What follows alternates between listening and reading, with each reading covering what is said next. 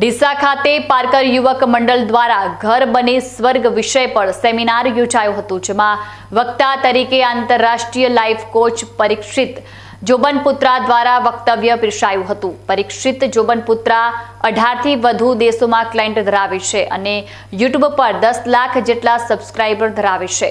5.5 કરોડથી વધુ વ્યુઝર ધરાવે છે। ડીસાના પારકર ભુવન ખાતે યોજાયેલા સેમિનારમાં મોટી સંખ્યામાં લોહાણા સમાજના લોકો જોડાયા હતા। આ સેમિનારની વિશેષતા એ હતી કે પતિ અને પત્નીને સાથે જ આ સેમિનાર સંતાનના લીધા વગર બોલાવવામાં આવ્યા હતા। મજા કરે, ધમાલ મસ્તી કરીને પછી છૂટા પડે। આને કારણે એ લોકોને હાર્ટ એટેક નહોતો આવતો।